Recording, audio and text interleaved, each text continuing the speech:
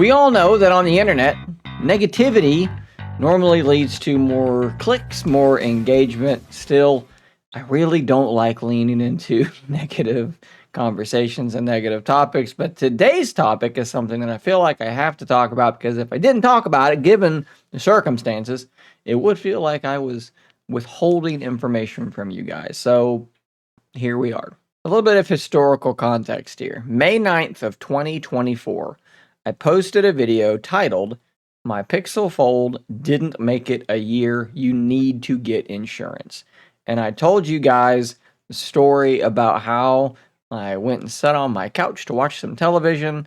I opened up my first gen Pixel Fold and I heard a faint cracking sound, and then I saw a crack on my inner screen. Strangely, this crack was actually on the side, like not in the middle where the hinge, the crease is, where these screens typically fail. A little bit odd. Now, I don't want to fully just retell this story. If you want to see the full story, that video still does exist. But the short version of this is that they initially told me to go to uBreak-iFix. I went to uBreak-iFix and they said, "We do not repair Pixel Folds. There has been something wrong with the repair parts and Google's no longer sending them to us. We can't order them anymore." So I went back and I said, they can't repair it.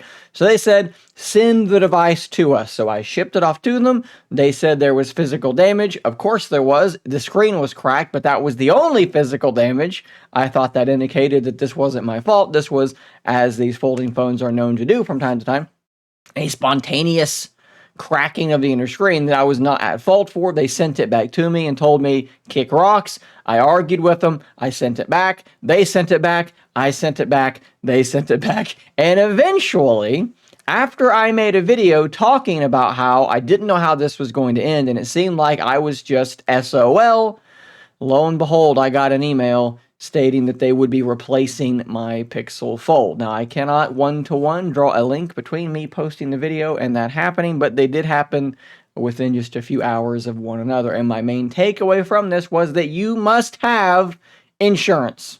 When it comes to these folding screens, they can crack sometimes. This can happen to you, and if it does, look online, go on Reddit, go anywhere you want to go and read reports from people who have Samsung Folds, Google Folds, or OnePlus Folds, whatever you want to look at. All of them, you will see stories from people who've had similar experiences, and the OEM does not want to repair these screens. They want to blame it on you, and they don't want to fix it. So again, just to re-underline that, get insurance. And that's what I did. And it's a darn good thing that I did, because only just a few months later, the refurbished Pixel Fold that they sent me cracked right down the middle. And it was then that I went through Mint Mobile, the insurance I purchased through them, which was through Allstate. And within about a week, I had to pay a deductible, by the way. I forget what it was. Maybe it was $80 to $100, something like that. I had being delivered right to my front door from Amazon, a brand new in-the-box Pixel Fold, and I still have that one to this day. Granted, I've not really daily driven it at any point, because by then my life had just kind of moved on. But that was how that sort of ended. Now that was a lot of context, and that brings us to today, and that brings us to my Pixel 9 Pro Fold, and boy oh boy, we're doing it again. As I wrote over on ShaneCraig.tech on January the 29th, I didn't want to make a video until this saga had sort of ended. Yet another Pixel Fold hardware issue has shaken my confidence. This actually started on January the 27th. I went into Google Messages and I had a little message at the bottom saying something to the effect of, "You can't send a text message, you don't have a SIM inserted." So I did the most obvious thing that you could imagine. I popped out my SIM tray and I popped it back in, assuming it's going to pick it back up, no big deal. But it didn't. It did not see my SIM. What I ended up doing that actually worked was I popped out the SIM, I rebooted. Once it was back awake again, I put the SIM back in, it sees it, and I carried on. I assumed this was just some weird glitch, no big deal. The problem was, just a couple of short hours later, it vanished again. And I'll actually show you something here that might be visually beneficial. This is what it would say in my network settings. You just would say SIMs, add a network. If you go in there, it has no idea that there is a SIM inserted. There's no error message. The SIM is just gone. I did discover that if I click on internet, there's a little reset button up there at the top, and about half the time that would bring things back. The other half of the time I'd have to pop out the SIM, reboot, and pop it back in. Once this happened a few times, very, very annoying because there's no error message, so I would not know when it had happened. If I'm home on Wi-Fi, I had no idea that my SIM wasn't working until I went to send a text message or I did something to see it. I would do this little thing and I would get 4 or 5 text messages from people trying to talk to me, but they couldn't because my SIM wasn't working. You can imagine how frustrating that would be. I thought perhaps my SIM card is just worn out. It moves from phone to phone all the time. It's rather old at this point. Maybe it's just worn out. So I went to Mint Mobile and I ordered a SIM replacement. It got here in like 2 days, which kudos to Mint Mobile for that. Very, very well done. Swapped it out. That was not the problem. On January the 29th, a couple days after this began, I went for a walk down by the Tennessee River with my lovely wife, took a few pictures, and on this walk, which was only about an hour and some change, my SIM vanished twice. It seemed like it was getting worse. It kept just vanishing over and over. So at this point, I did the only thing that I could do.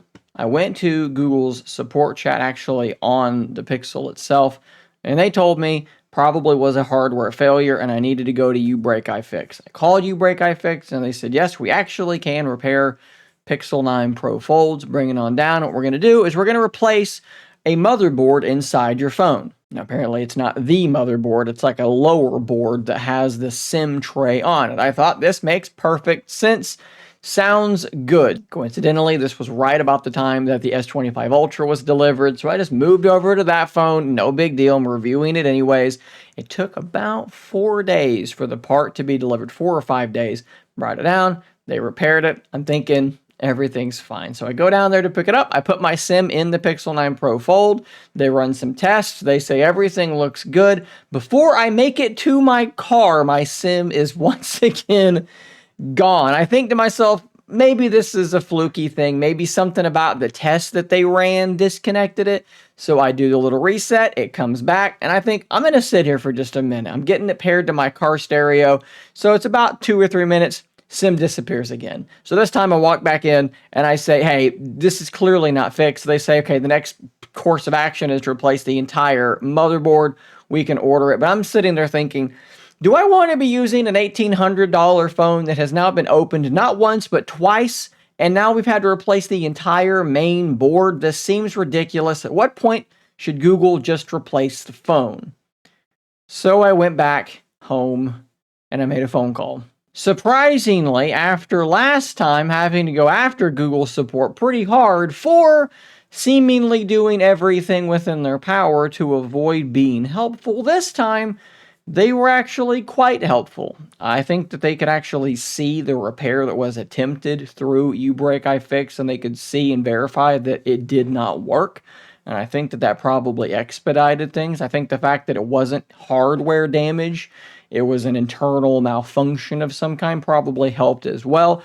End of the day, regardless, they agreed to send me a swap for my device. I sent my phone back. They sent me a refurbished Pixel 9 Pro Fold. Obviously, I have some reservations about refurbished folding phones for obvious reasons, but that's what they offered, that's what they sent, and that's what I have here in my hands. I was able to swap my D-brand skin back over, and I do have my D-brand screen protector being delivered today, so everything should be pretty much back the way it was. But one thing that isn't back the way it was, and perhaps may be much harder to repair, is my confidence in Google's hardware. You guys know me. You know that I love Pixel phones. I've bought a ton of them myself. Google has sent me a ton of them. But look, it's real.